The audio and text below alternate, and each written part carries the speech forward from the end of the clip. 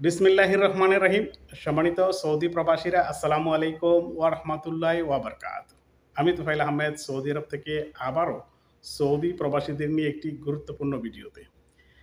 সম্মানিত সৌদি প্রবাসীরা, পৃথিবীতে এখন চলছে ঈদ, ঈদের আমেজ।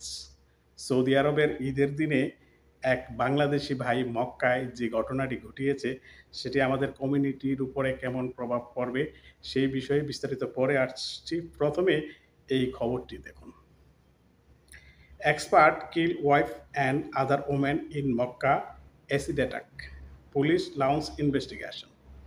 অর্থাৎ একজন প্রবাসী তার স্ত্রীকে সহ অন্য আরেকজন মহিলাকে খুন করেছে অ্যাসিড অ্যাটাকের মাধ্যমে, এবং পুলিশ অপরাধীকে গ্রেপ্তার করেছে এবং অনুসন্ধান চলছে।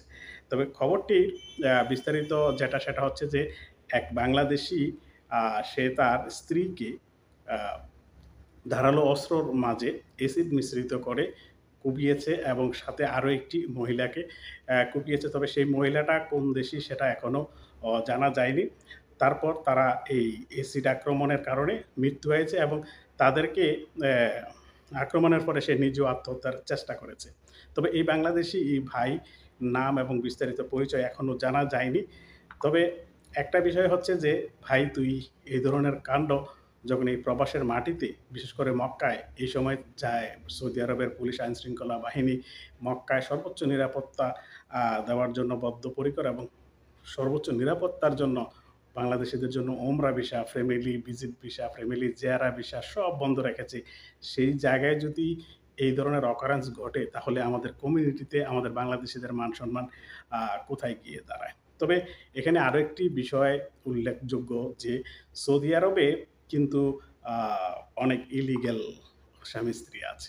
এখানে যেহেতু ওরা লিখেছে যে তার স্ত্রীকে কুপিয়ে হত্যা করেছে পারিবারিক কলহের জের ধরে, সৌদি আরবে অসংখ্য বাংলাদেশি আছেন যারা ইলিগ্যাল স্টেইং করেন। বলতেও লজ্জা লাগছে, কারণ আমার অডিয়েন্সরা সবাই সম্ভ্রান্ত পরিবারের। এখানে অনেক বাংলাদেশি মহিলা যারা কাজের বিষয়ে আসেন, আসার পরে তাদের কফিল থেকে পালিয়ে এসে বাংলাদেশিদের হাত ধরে সেখানে অবৈধভাবে মেলামেশা রপ্ত থাকেন এবং তারা একসাথে বসবাস করেন, যেটাকে ইংরেজিতে লিভ টুগেদার বলি। এই ধরনের স্বামী স্ত্রীও হতে পারে, সেই বিষয়ে বিস্তারিত জানা যায়নি।